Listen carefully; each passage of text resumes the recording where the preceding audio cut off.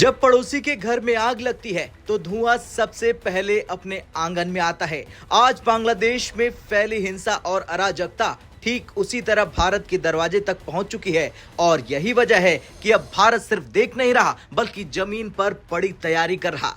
अब जो खबर सामने आ रही उसने ढाका से लेकर साउथ एशिया तक सबको चौंका दिया। मिजोरम में भारत 2 नए मिलिट्री एयर बेस एक्टिव करने की तैयारी में है, वो भी भारत बांग्लादेश सीमा के बिल्कुल पास। यानी संदेश साफ है, मदद मांगी तो भारत ने सुरक्षा बढ़ा दी। ये किसी से छिपा नहीं है कि जब भी बांग्लादेश में हालात बिगड़ते हैं उसका सीधा असर भारत के उत्तर पूर्वी राज्यों पर पड़ता है। कारण बिल्कुल साफ है, भारत बांग्लादेश सीमा, भारत म्यांमार सीमा और इसके बीच स्थित संवेदनशील नॉर्थ ईस्ट मिजोरम, त्रिपुरा, असम और मणिपुर ऐसे राज्य हैं जहां सीमा पार हालात बिगड़ने पर सबसे पहले दबाव आता है। इसलिए भारत सरकार और भारतीय सेना इस पूरे घटनाक्रम को राष्ट्रीय सुरक्षा के नजरिए से देख रही है। अब सबसे अहम खबर पर आते हैं। सूत्रों के मुताबिक भारतीय सेना मिजोरम में 2 रणनीतिक स्थानों पर नए सैन्य ठिकाने सक्रिय करने की तैयारी में है। संभावित लोकेशन की बात करें तो ये 2 लोकेशन है। पहली है परवा क्षेत्र, दूसरी है सिलीसुरी क्षेत्र। ये दोनों इलाके भारत बांग्लादेश सीमा के पास है और बांग्लादेश के चटगांव रीजन से भी ज्यादा दूर नहीं है। परवाओं की दूरी चटगांव से करीब 50 किलोमीटर है, सिलसुरी की दूरी लगभग 60 किलोमीटर है। यानी किसी भी गतिविधि पर सीधा और त्वरित नजर।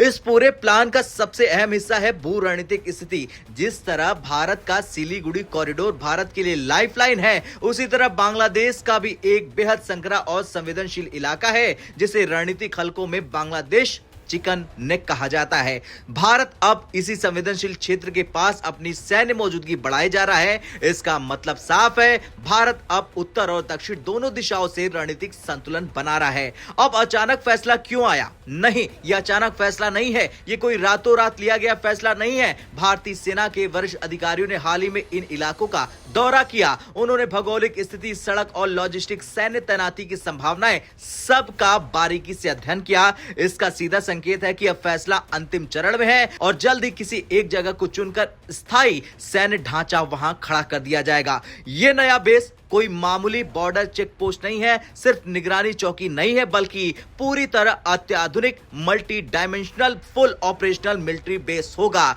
इसे भारतीय सेना की 3 कोर से जोड़ा जाएगा। 3 कोर का महत्व जान लीजिए। मुख्यालय है, इतिहास है इसका, प्रथम विश्व युद्ध तक का है और नॉर्थ ईस्ट की सबसे अनुभवी फॉर्मेशन है। इसका मतलब है कि भारत अब पूर्वी मोर्चे पर कोई रिस्क नहीं लेने वाला है। अब सिलीगुड़ी कॉरिडोर के बाद अगला कदम क्या होगा? दरअसल कुछ दिन पहले असम, बिहार में भारत ने सिलीगुड़ी कॉरिडोर की सुरक्षा के लिए नए सैन्य ठिकाने बनाए थे। अब मिजोरम का यह कदम उसी रणनीति का नेचुरल एक्सटेंशन है, यानी उत्तर से सुरक्षा, दक्षिण से संतुलन। अब मिजोरम सिर्फ बांग्लादेश के कारण महत्वपूर्ण नहीं है, ये राज्य म्यांमार से भी सटा हुआ है जहां पहले से ही गृह युद्ध हथियारों की तस्करी, अवैध नेटवर्क जैसी समस्याएं मौजूद हैं। भारत नहीं चाहता कि म्यांमार और बांग्लादेश दोनों तरफ की अस्थिरता एक साथ नॉर्थ ईस्ट पर असर डाले। इसी कड़ी में भारतीय सेना ने यह भी तय कर लिया कि नॉर्थ ईस्ट में मौजूद दर्जनों बॉर्डर आउटपोस्ट यानी बीओपीज को अब अपग्रेड किया जाएगा। उन्हें फ्यूचर रेडी, पूरी तरह ऑपरेशनल इमरजेंसी रिस्पॉन्स सेंटर्स में बदल दिया जाएगा। ये रणनीति सिर्फ सीमाओं तक सीमित नहीं है। हरियाणा के रेवाड़ी जिले से हाल ही में बड़ी कार्रवाई सामने आई।